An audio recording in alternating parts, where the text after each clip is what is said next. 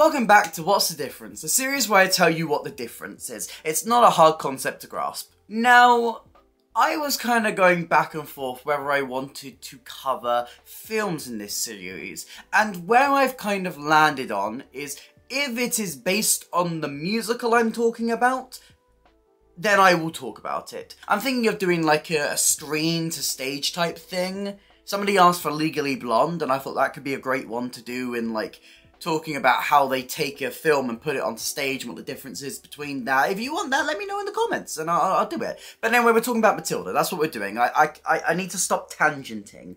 I just want to talk. My voice is amazing.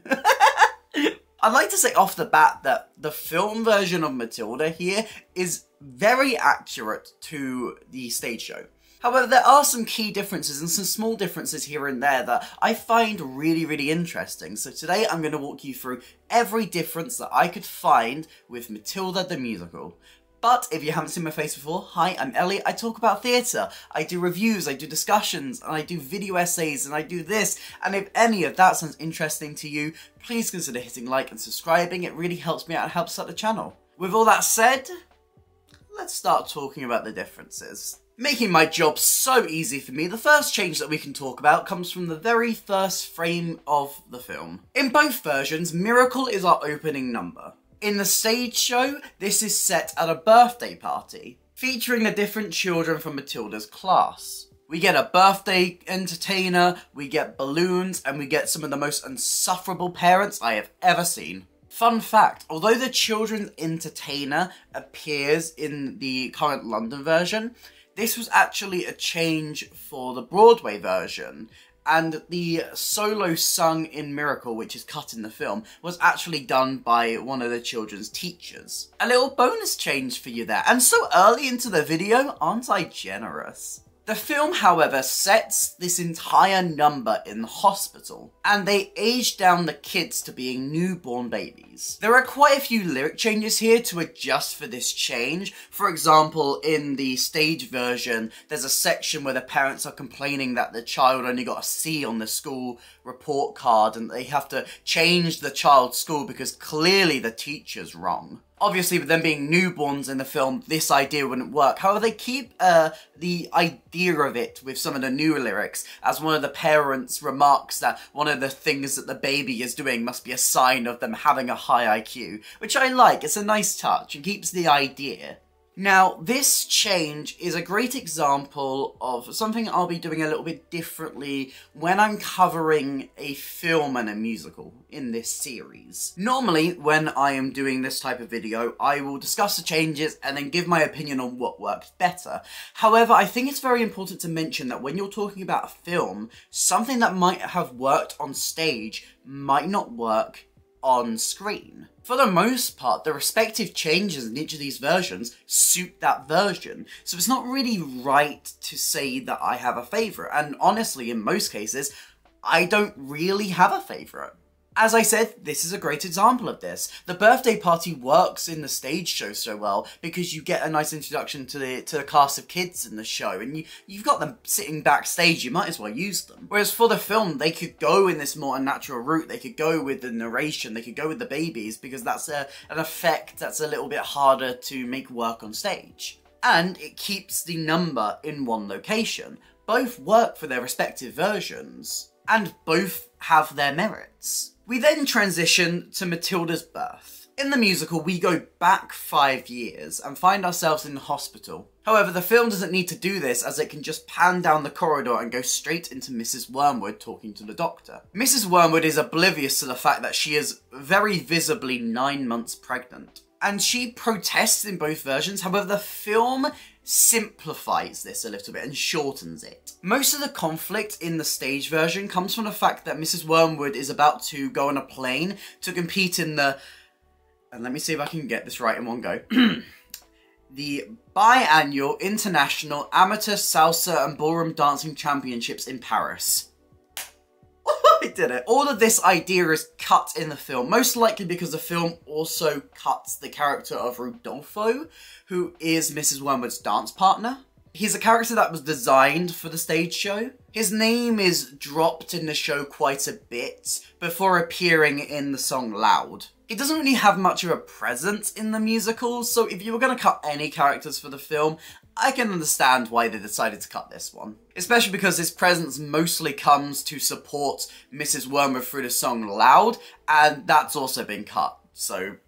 And I also understand why you would want to make the Wormwood section in this song a little bit shorter. This is a 9-minute song, and sure, that can work on stage because a stage show is typically longer than a film. But on film, a 9-minute song can really struggle and really damage the film's pace. It is just a little bit of a shame that it seems like the Wormwoods kind of get the brunt of a lot of the cuts in this film. Anyway, the Doctor explains that Mrs. Wormwood is pregnant. We get the dance section and the solo for the Doctor, which absolutely slaps in every version. I love it. And Matilda is born. Mr. Wormwood enters, and he is very confused about the child's gender. In the musical, he walks in smoking a cigarette. The Doctor kind of calls him out on this, and he switches it up and pulls out a proper smoke with a cigar. He then picks up the child and is very confused when he can't find its thingy. The next section is probably the biggest overall change in this number, as we get a new piece of music here for the Wormwoods to discuss why only bad things happen to good people, referring to themselves. Now, this is a rare change where I will say I actually feel like what happened in the musical would have worked on screen. The musical doesn't have a duet for the Wormwoods here, and instead has a solo from Mrs. Wormwood, as she laments how she's having to miss the biannual International Amateur Salsa and Ballroom Dancing Championships in Paris. I did it twice, and you know what, I'm going to try and say it 3 times fast now. Let's see if I can do it. Biannual International Amateur Salsa and Ballroom Dancing Championships in Paris. Biannual International Amateur Salsa and Ballroom Dancing Championships in Paris. Biannual International Amateur Salsa and Ballroom Dancing Championships in Paris. I love this lament, and I think this solo would have made a really extravagant number. I can just picture like the colours of the hospital fading away and becoming this kind of like dark and red section. I can even imagine Mrs. Wormwood trying to do the dancing with a giant pregnancy belly. I think it could be really, really funny. But it's taken away with a lot of the dance subplot for Mrs. Wormwood. I will say, however, although this subplot is kind of cut out for the film, there is a little hint to it if you look at Matilda's family's house. In the front garden, there is like a hedge topiary that is shaped like a couple doing like a ballroom salsa dance. It is a nice reference, although I feel like if you're missing this subplot, it does feel a little bit slap in the face, but I don't know. The song draws to its conclusion, and in the film, we find Matilda on the top of a portable library. This is a scene exclusive for the film, and is an extra introduction to Mrs. Phelps and her character. In the stage show, we don't meet her until a little bit later, and it's also interesting to note that they kind of move her location. In the film, she mans a portable library, which is done out of a little van. In the musical, she gets an actual library. I feel like this change was probably just made to make the settings feel a little bit more varied in the film, but you know, it works. It works. In the stage show, however, we go straight into the Wormwood family. Here's where we can talk about another difference that I saw a lot of people being quite upset about, and that is the cutting of Matilda's brother. Now, Matilda's brother is an interesting one because he very much feels like a non-presence in every single version of Matilda. Let's talk about some of the other versions of Matilda for this. Starting with this. The original book does have the brother Mike in it. However, he doesn't really get much to do. He feels very unimportant, and honestly, it makes sense why when this was adapted into the 90s film, he was cut. When they moved it to the stage, they did keep the brother, and they actually tried to give him more of a role. Whether this succeeded is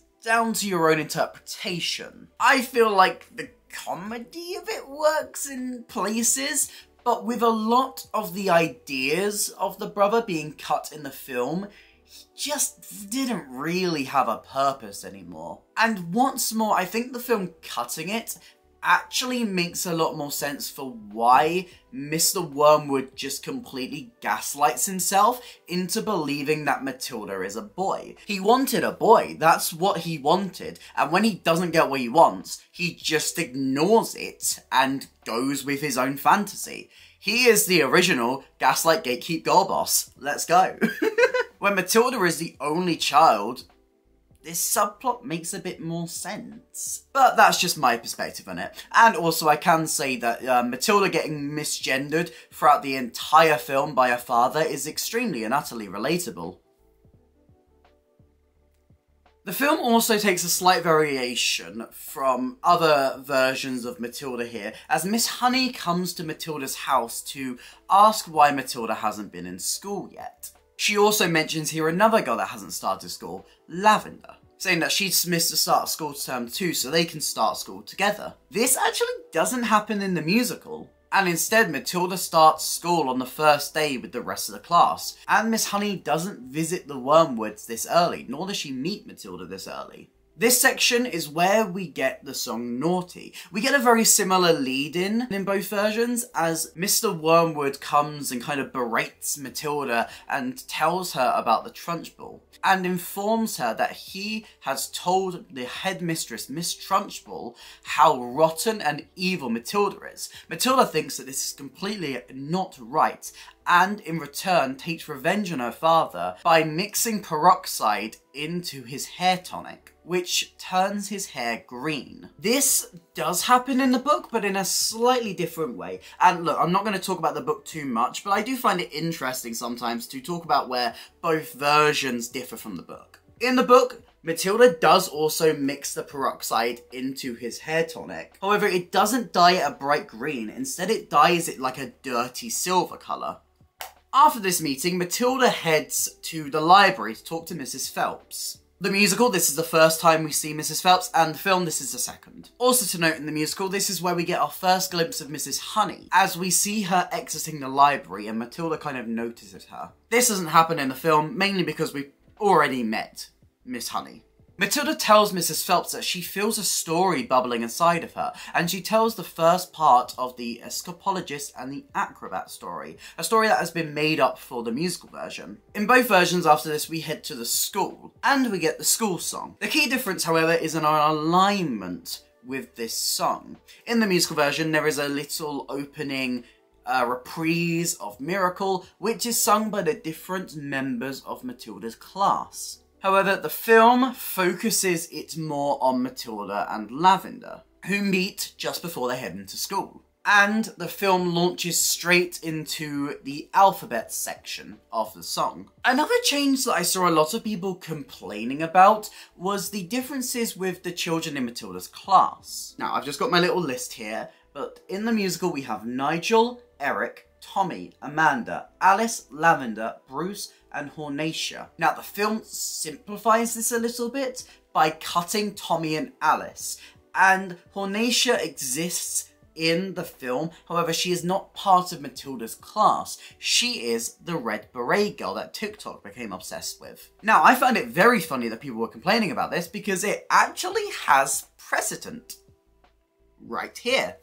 In the book version, Hornacia is older than Matilda. She was a 10-year-old, and she is the one who tells Matilda and Lavender about the different stories that Trunchbull has and the different horrible things that she has done to the children. So her role in the film matches the book a lot more than it matches the musical. The film also adds prefix to the school song, which just helps to reframe the number as a tour through the school. After the school song, we find ourselves in Miss Honey's classroom. Now, the way that Miss Honey finds out about Matilda's genius is completely different in both of the versions.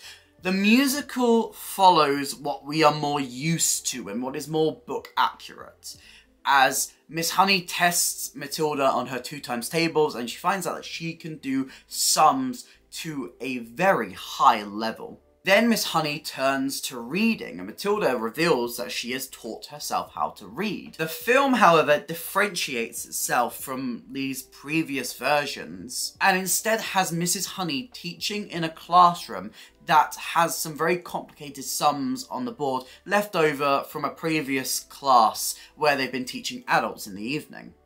She asks Matilda to polish this off, and Matilda misunderstands and starts to solve these sums that seem impossible for a 5-year-old to do, for any child to do.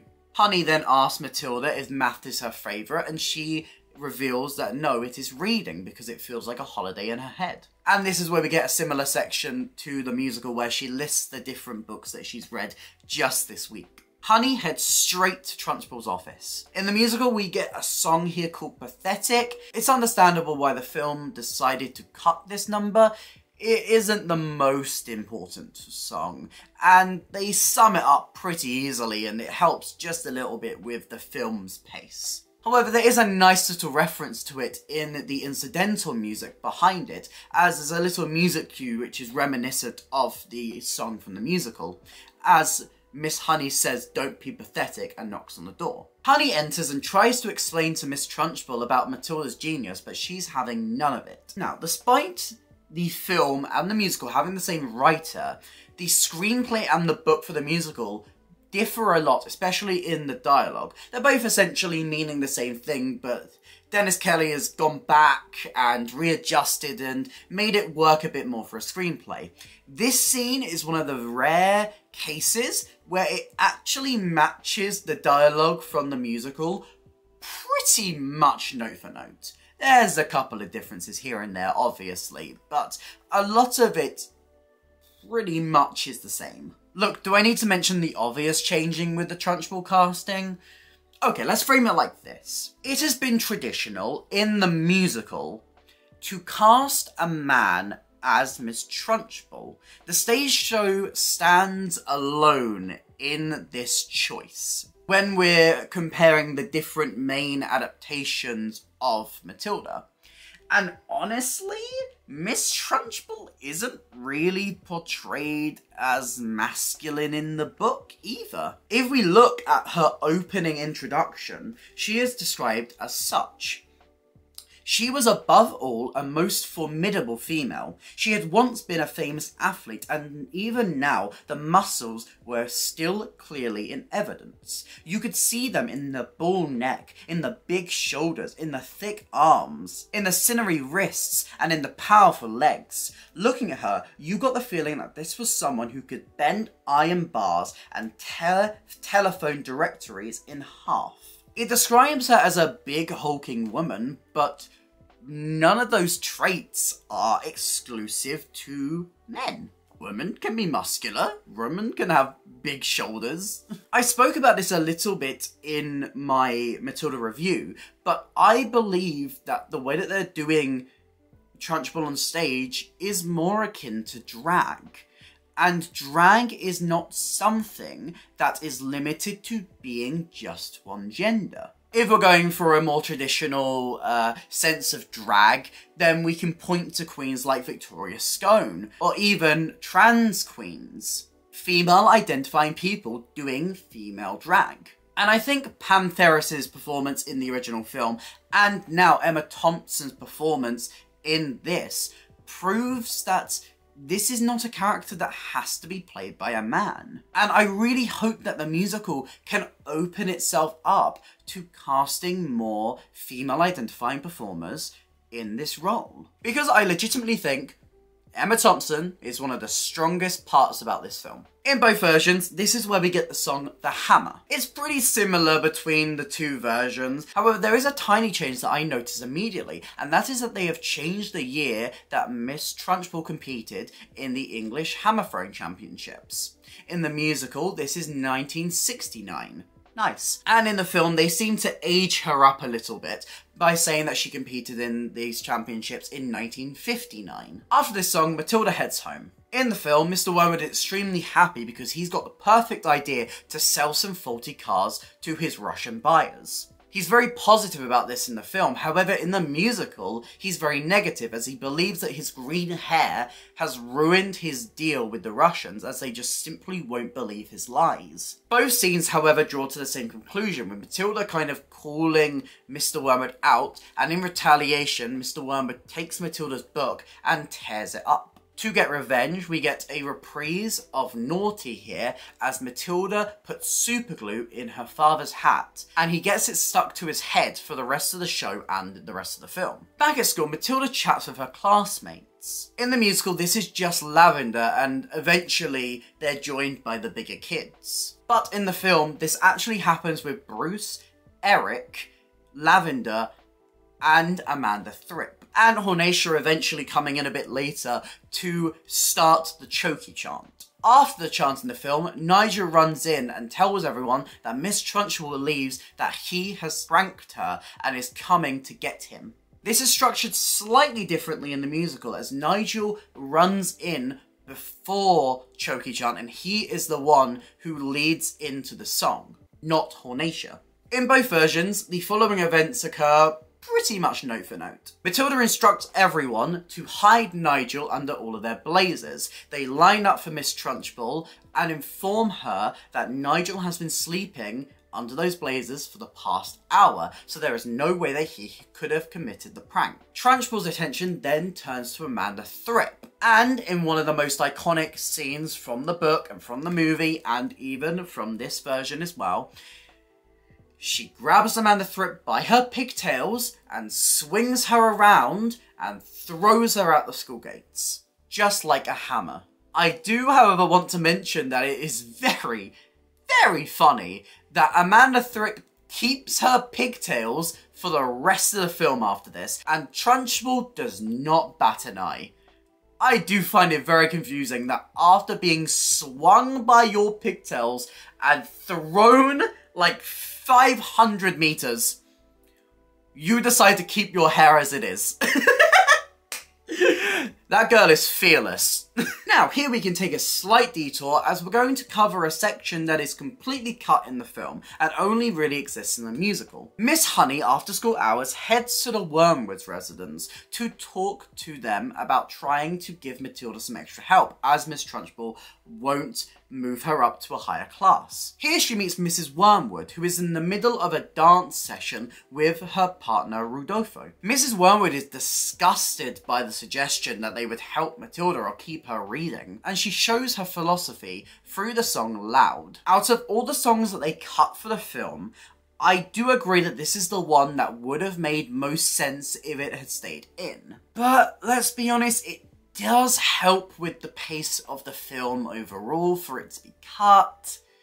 I just agree that it is a shame. It is a shame. And they could have even kept it in without having Rudolfo. I have heard, however, that this song did exist and was filmed, however it was cut in post-production, so I am interested and I hope that we eventually see what this song would have looked like in the film. After Loud, Miss Honey exits the house and tries to hype herself up to go back in there and give Mrs. Wormwood a piece of her mind. This is done through the song This Little Girl, which has also been cut. It's a short and sweet song that kind of tells you a little bit more about Miss Honey in the stage show, but with Loud being cut here, it is ultimately not really needed.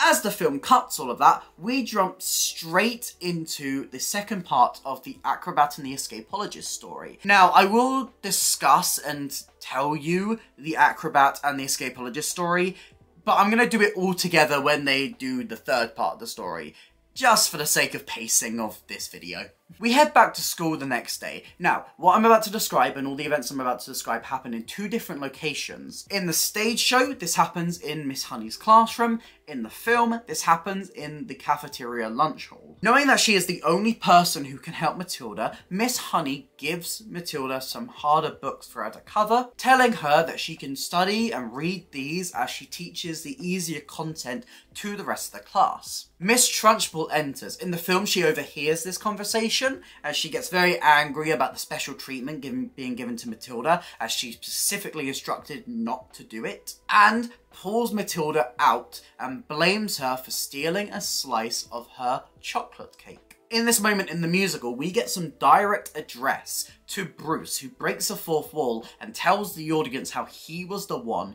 who ate the chocolate cake, and narrates how he does the burp that gives him away. Obviously, fourth wall breaking and direct address is a little bit harder to make seem natural in a film sometimes, and with this reason, they adjust it so that the burp just happens.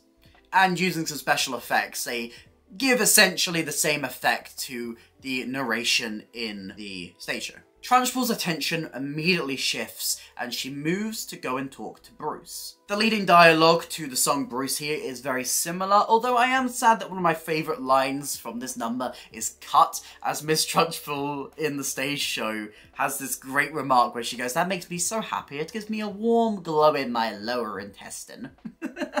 Trunchbull summons the cook and gives Bruce the chocolate cake. It is, as most things are in film versions, a lot bigger and grandiose in the film. She demands that he eats the entire cake, leading into the song Bruce. This plays out pretty much the same in both versions. However, it is also interesting to note that the film adds a little extra bit of dialogue into the opening section that focuses on Trunchbull breaking her promises. She promises Bruce that if he eats the entire cake, everything will be forgiven.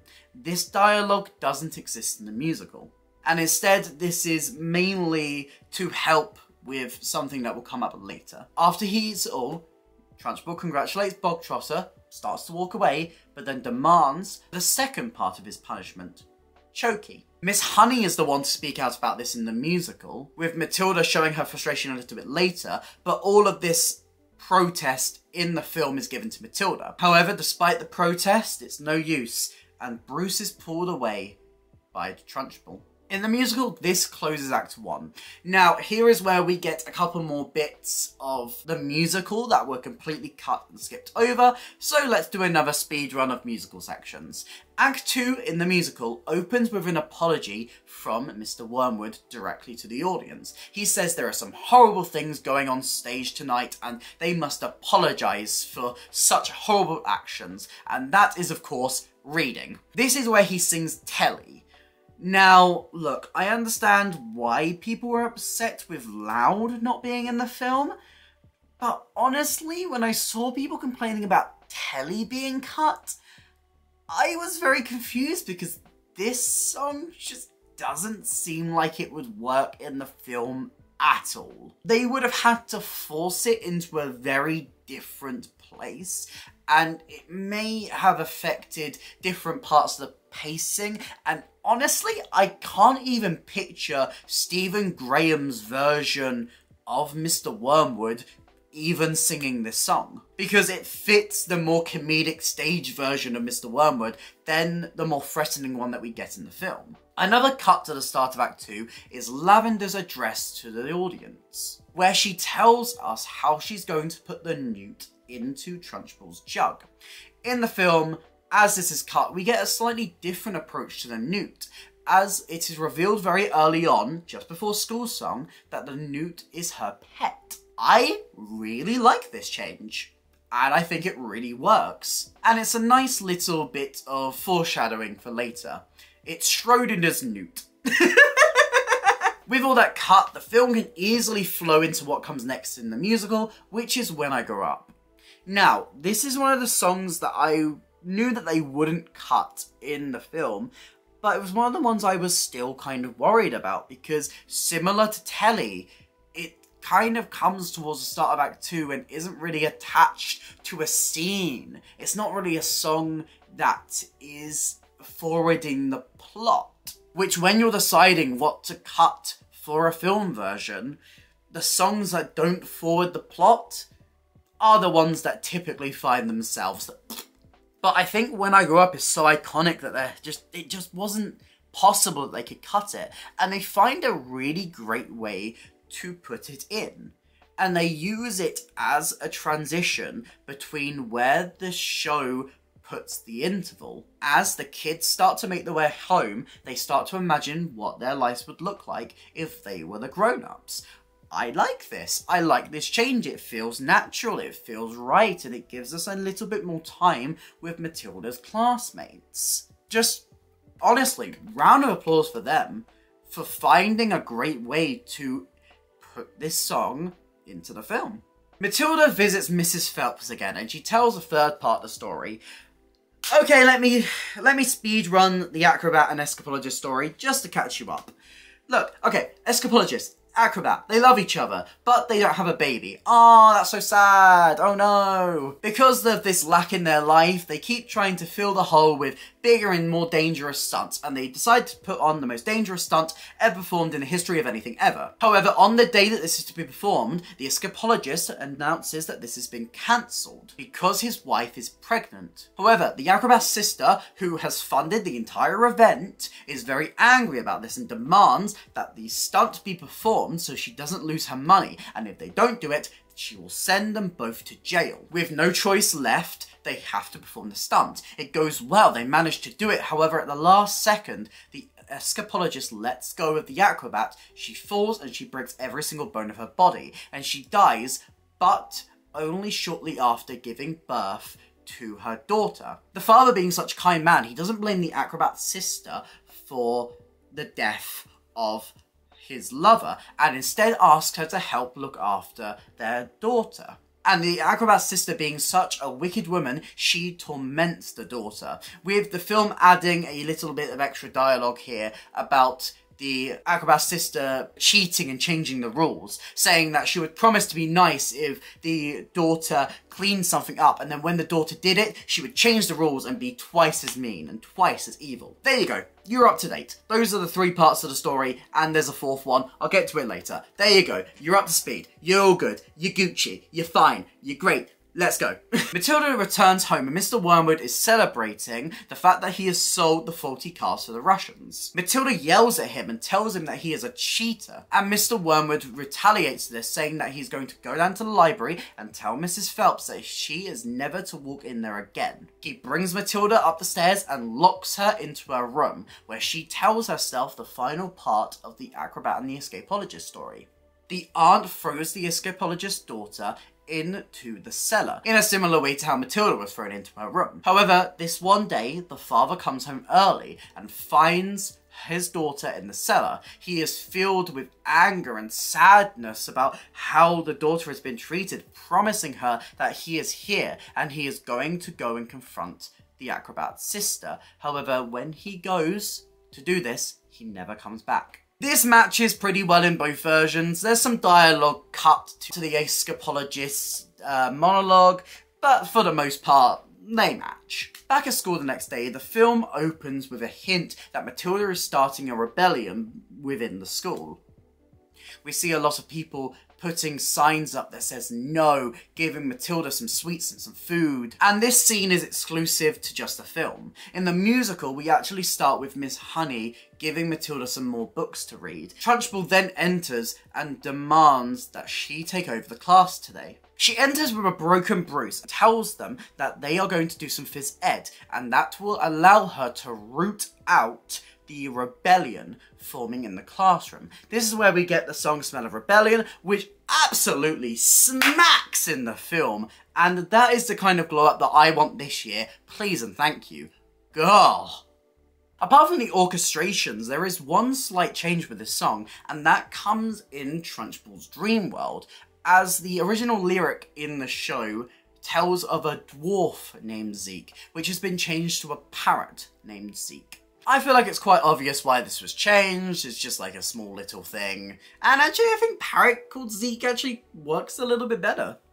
I'd be fine with this being moved over to the musical if it hasn't been already. There is another small change to who actually calls out Trunchbull. In the film, it's Nigel. In the musical, it's actually listed as Eric. In the film, after the song is when the Newt is put into Trunchbull's jug. This happens before the song in the musical. Matilda, after this, stands up to Miss Trunchbull, and we lead into the song Quiet, as Trunchbull literally yells out an entire monologue at her, which underscores the song Quiet. This is my favourite thing. The back of the script for Matilda has an entire page-long monologue, an A4 page of paper that is just a full monologue of insults that Trunchbull throws at Matilda during the song Quiet.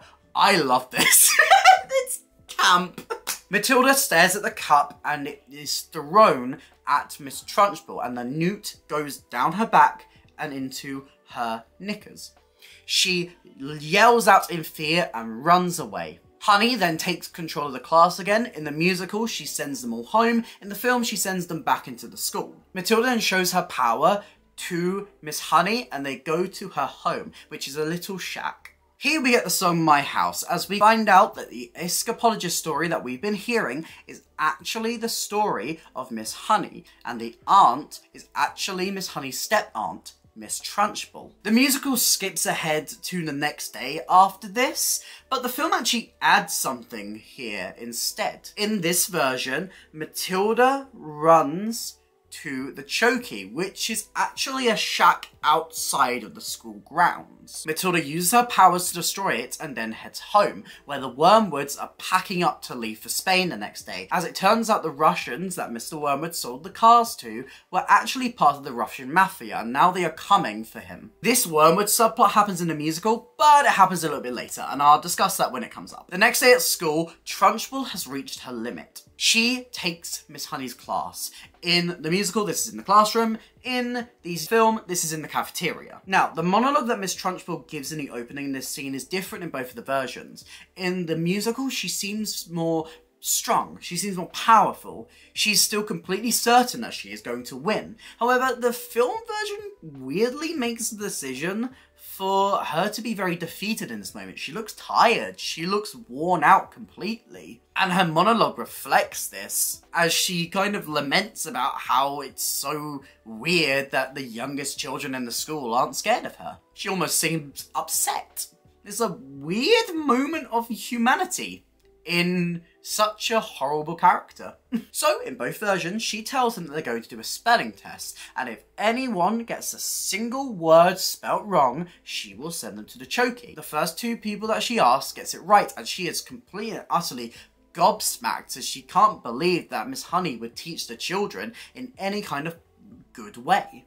So for the third word, she makes it up, and this angers the rest of the class, so they all stand up and Spartacus style say and spell words wrong. They believe that she can't send them all to the Chokey, but it is revealed that Miss Trunchbull has made a Chokey for every single one of the members of the class. Matilda, seeing this, takes it into her own hands. She uses her powers to pick up the chalk on the chalkboard behind Miss Trunchbull and starts to write a message from Magnus, demanding that Trunchbull gives back Miss Honey's house and then leaves forever. Now, in the musical, this is enough to send Miss Trunchbull running. However, with the added budget and the extra things that you can do with a screen version, the film decides to torture Trunchbull even more. Matilda then uses the chains from all of the different Chokeys to form a giant version of Magnus, which starts to throw the chains at all of the Chokeys, destroying every single one. Miss Trunchbull is then lifted by her hair, which is tied into ponytails, which is then swung. She is swung by around the cafeteria and is thrown through the roof. And honestly, I love it. She gets what she deserves, yes! And it's such a wonderful spectacle that you could only really do to this great effect on screen. In the musical, the children kind of get the final word, yelling at her to run and get out. However, I quite like how the film changes this and gives Miss Honey this power, as Miss Honey finally stands up and tells Trunchbull to go away and to run. We then get revolting children. Now, here's where we need to discuss the endings. These differ so much in the two versions that I'm going to cover them one by one. I'm going to start with the film because it's just a simpler one. It's just easier to start with that. After revolting children in the film, the Wormwoods arrive and tell Matilda to get in the car. They're about to leave. Miss Honey approaches the Wormwoods and asks them to let Matilda stay with her. That she would pay for everything, they do not need to worry, and that she would be taken care of. This is the first moment in the show, and it's a very powerful moment, and they do it in both versions, where Mr. Wormwood calls Matilda his daughter. Mr. Wormwood agrees to let her stay, and as a sign of respect, Matilda uses her powers to take the hat off his head.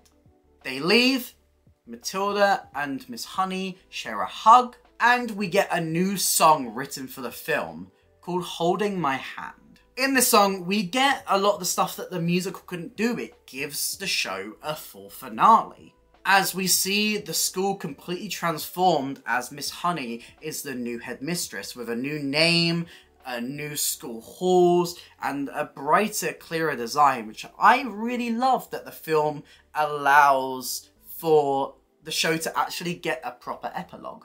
A lot of those elements do exist in the musical version, but it's a little bit more complicated. So let's explore this. After revolting children, we head to the library, where Mrs. Phelps and Miss Honey kind of narrate a little bit and tell us what happened after the Trunchbull leaves Trunchbull. We get the context that Miss Honey takes over, but we get a certain couple lines of dialogue about how Matilda doesn't really get a happy ending. Until the Wormwoods arrive at the library, and this is where in the musical they inform Matilda about the Russian mafia. Miss Honey tries to convince them to let Matilda stay, but before they can finish this, the Russian mafia turn up at the library. They hide the Wormwoods under a pile of books, and Matilda talks to Sergei, the leader of the mafia. Matilda apologizes for her father's actions, and Sergei seems to warm to her, but the Wormwoods are found out through their location by the brother repeating one of the words, a word that he has repeated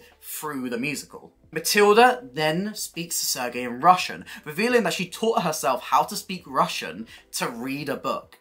Sergei is amazed by Matilda in this moment and asks her if she would like him to teach her father a lesson so that he will be a little bit nicer to her in the future. However, Matilda reveals that she's had enough of revenge. The Russians respect her request, and they leave without hurting any of the Wormwoods. There is a small reprise here of This Little Girl sung by Sergei. It's a nice little moment, but obviously with this whole subcut cut, that was another cut song. After this, Mr. Wormwood allows Matilda to stay with Miss Honey, and the show ends with Miss Honey and Matilda hugging and doing a cartwheel together in unison towards the back of the stage. There's not really a finale song. The finale song in the musical is a reprise of When I Grow Up, but it's more of a bows number than a finale to the actual show. As you can tell, the endings differ a lot. The stage version is very, very different, even to the original book. But I am glad at the end of the day that they simplified this for the film, even though I do enjoy what they do in the musical. It just helps with the film's pace. Although it does sadly bring the count of characters cut who relate to the Wormwoods to 3. So overall, it is clear that there are a lot of differences between the film and the musical versions of Matilda. However, at the end of the day, a lot of these changes are pretty small. None of the songs cut are the most important songs. Obviously, they are favourites of some people, and that is completely valid if you were upset about one of these songs being cut. But these aren't the songs that are most important, and actually it is just a shame that the Wormwoods seem to take a lot of the brunt of the cutting room floor. But for the most part, it's a faithful adaptation, and most of the changes are only made to further the plot. But what did you think? Did you enjoy the Matilda film? What was your favourite change that they made? What change would you rather they wouldn't have made? Let me know all of your thoughts in the comments down below. If you did enjoy this video, please consider hitting like and subscribing. It really helps me out and helps out the channel. There's some links to some other videos on screen right now, but that's it for me today, and I'll hopefully see you next time. Bye!